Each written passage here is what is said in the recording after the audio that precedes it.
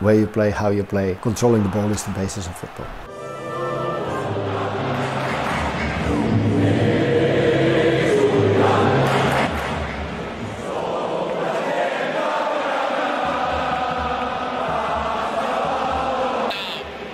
Xavi para Messi, Messi para Alves, el Barça se gusta, toca el balón a la medular, Xavi con Messi, Messi que recorta. Bonjour à tous, bienvenue sur la chaîne des analyses d'Abdel, c'est parti. Aujourd'hui, je vous ai concocté une vidéo un poil différente de ce qu'on a l'habitude de faire. Et je me suis dit, et si je me mettais à la place de l'adjoint de Xavi? Pourquoi je dis ça? Parce que la fin de saison se rapproche de plus en plus. L'année prochaine, on en attend tous plus, que ce soit collectivement ou au niveau des trophées.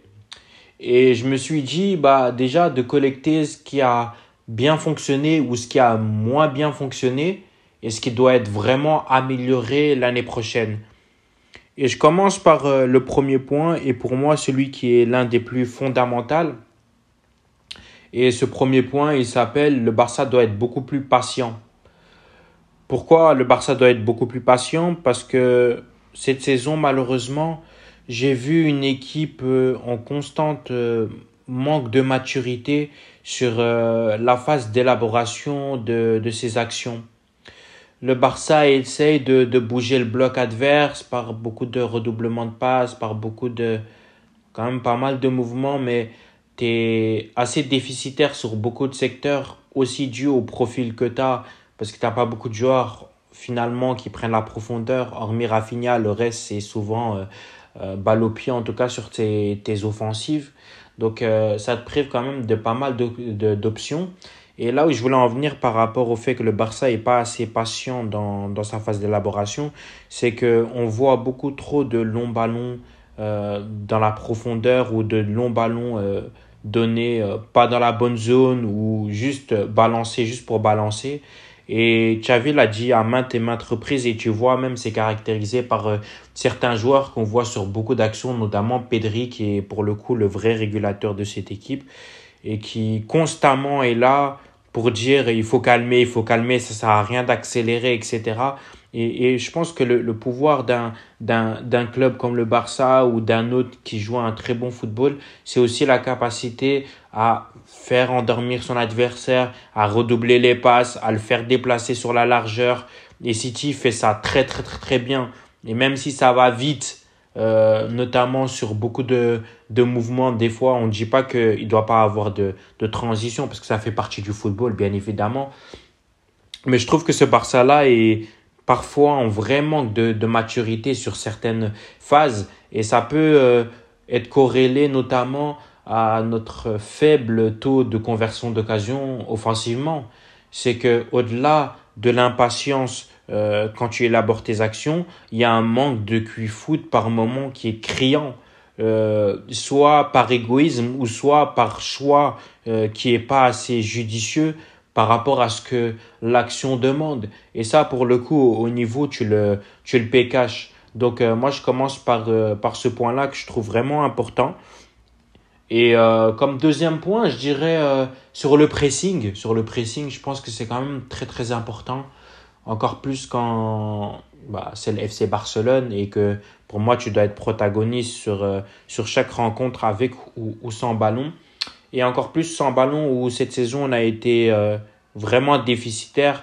C'est explicable par le fait qu'on a manqué de 6 par moment et du coup, pour défendre en avançant, c'était beaucoup plus compliqué parce que tu n'avais pas ta figure stable qui te permettait de pouvoir faire monter le bloc et aussi avoir deux lignes qui ne sont pas coupées en deux. Et ça, on l'a vu à beaucoup de moments de la saison jusqu'à l'incorporation de Christensen dans ce double pivot-là qui a permis que les lignes soient plus aussi séparées qu'elles l'étaient à un moment. Donc, à la pression, il y a eu deux phases cette saison. Et un des pressings que j'ai le plus détesté, et je l'avais déjà dit, je crois que c'était contre le Real en Supercoupe d'Espagne, et j'en avais fait l'analyse en finale. Et beaucoup d'autres rencontres, ou même Bilbao, je ne sais plus si c'était Bilbao, mais peu importe, beaucoup d'autres rencontres, on avait décidé de faire un pressing en zone, plutôt médian, où on attendait l'adversaire, où on n'allait pas forcément les chercher très haut. Et ce Barça-là, malheureusement, ne sait pas faire ça. Le Barça ne sait pas couper les lignes de passe. Le Barça ne sait pas se recroqueviller dans son camp et atténuer, entre guillemets, certaines situations. Même si, encore une fois, avec l'apport de Christensen, ça a été déjà un peu mieux sur ça. Mais le Barça ne sait pas faire ça collectivement. Et je pense que la meilleure des choses à faire, c'est juste de monter son bloc et d'être beaucoup plus agressif à la pression. Et ça, c'est caractérisé par malheureusement la perte de Gavi, la perte de Busquets, qui étaient des joueurs qui défendaient en avançant et qui te donnaient énormément au niveau du pressing. Pedri est le joueur qui court le plus de l'effectif, c'est quand même symptomatique de quelque chose. Mais collectivement, l'équipe doit être beaucoup plus disciplinée tactiquement quand il faut faire la pression. Et quand je dis ça, je rajoute le dénommé Robert Lewandowski parce que c'est pas acceptable certains matchs où il en a rien à faire, qu'il en a que faire de ce qui se passe, comme s'il était une noix dans un panier de pommes, complètement désintéressé de ce qui se passe autour de lui, à la pression. Et malheureusement, quand un joueur ne presse pas, c'est toute une animation, c'est toute une ligne qui se fait casser. Et malheureusement, tu peux pas avoir un pressing cohérent juste avec un joueur qui presse pas. Encore plus de ça, quand un joueur presse pas, les autres sont obligatoirement en besoin de compenser. Ça, on l'a vu notamment contre Naples, où c'est Fermin qui compensait pour deux joueurs dans sa zone et celle de Lewandowski ou Pedri, comme je disais tout à l'heure, qui court énormément. Et ça, à chaque fois, c'est pour couvrir un tel et un tel.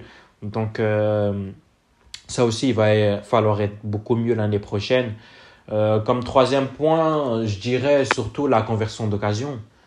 On ne peut pas être aussi vulnérable dans cet aspect-là avec le nombre de situations que le Barça crée. Je rappelle que le Barça est l'équipe en Europe qui crée le plus d'occasions dans tous les 5 grands championnats. Je crois que c'était avec le Bayern, ou peut-être que le Bayern est repassé devant, mais ça se joue entre nous et on a le plus faible taux de conversion d'occasion. C'est-à-dire que moi, je l'avais déjà dit, mais moi, ce qui me rassure dans une équipe, et j'aurais plus peur d'une équipe qui ne se crée pas d'occasion plutôt que d'une équipe qui se crée des occasions mais qui ne marque pas. Et je pensais que ça allait se régler à un certain stade de la saison.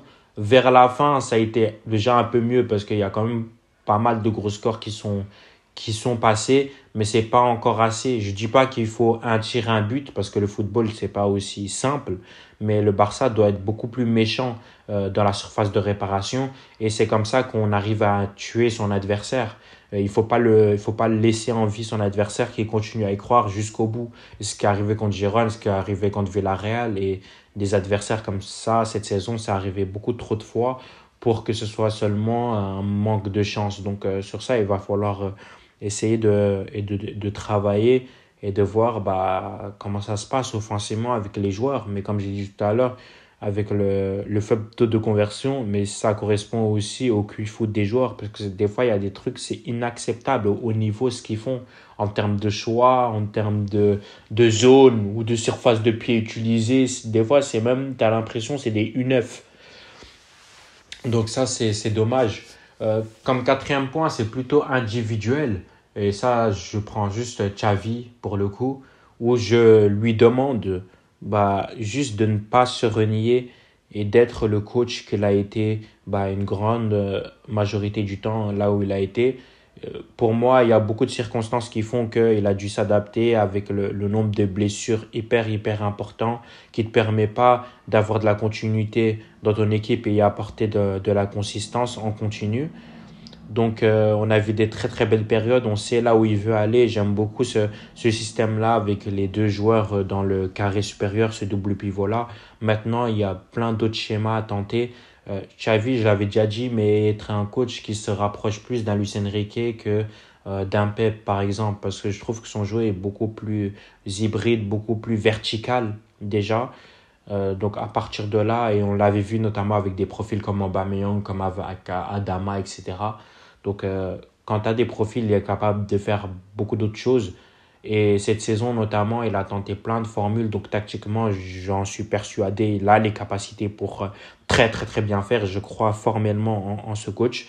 Maintenant, je pense que ça va dépendre du mercato que tu vas lui donner et surtout des blessures. Moi, je suis persuadé que si tu peux travailler en continu avec le même 11 de départ, Xavi est capable d'en faire une très, très, très bonne mayonnaise. Et ça, je le pense vraiment fort, fort, fort, fort. Et j'en suis convaincu. Et comme dernier point, bah, je dirais surtout, j'ai parlé de la surface de réparation offensive, bah, je vais parler de la surface défensive. Juste être beaucoup plus clutch dans les deux surfaces. Aujourd'hui, tu peux pas être compétitif quand tu es aussi vulnérable dans les deux zones. C'est-à-dire que défensivement, c'est le plus grand nombre, le plus gros taux de passes, d'erreurs individuelles sur la saison. C'est quand même complètement dingue le nombre de buts que cette saison on a pris sur erreurs individuelles. Et ça, c'est pas acceptable au haut niveau. Encore plus quand c'est corrélé au fait que bah, offensivement, bah, tu rates énormément. Donc, il faudra être beaucoup plus clinique, beaucoup plus clutch dans les deux surfaces. Et je dirais surtout être capable de garder un match. De garder un match. Et ça correspond à ce que je disais tout à l'heure par rapport à la fameuse possession défensive et l'incapacité du Barça à être patient dans sa phase d'élaboration. Parce que tu peux faire de la possession défensive, c'est pas forcément juste des redoublements de passes, mais voilà, tu déplaces ton adversaire, tu calmes le rythme, tu le gères. Et comme ça aussi, tu peux tuer ton adversaire en le dégoûtant et en gardant le ballon. Et je pense qu'il y a pas meilleur moyen d'assouvir sa domination que de priver l'adversaire du ballon. Et ce Barça-là en est capable. Maintenant, il faut faire beaucoup de choses mieux collectivement. Et c'est pour ça que j'insiste sur le fait que l'année prochaine, on ne pourra pas redémarrer une saison de la sorte où bah, il y a autant de blessés. Parce que c'est impossible de travailler dans ces conditions-là. Moi, je le dis, c'est impossible. Tu peux ramener qui tu veux. Ça n'existe nulle part un club où tu peux pas avoir 2 mois où tu as le même 11. Ça, franchement, moi, je commence à en avoir marre et ça commence à durer. Donc, moi, je veux voir ce 11-là travailler de manière continue, comme j'ai dit, et de voir ce que ça donne. Et les périodes où on a eu beaucoup moins de blessures, ça a été beaucoup mieux dans le jeu. Et ça, j'en suis convaincu. Donc, à l'année prochaine, on verra bien ce qui se passe. Donc, voilà. J'espère que la vidéo vous aura plu. Et j'attends aussi vos réponses, vos commentaires. Enfin, vous, les suggestions, ce que vous auriez dit à Xavi de possiblement mieux faire tactiquement, voire dans la gestion et même dans le management. Donc voilà.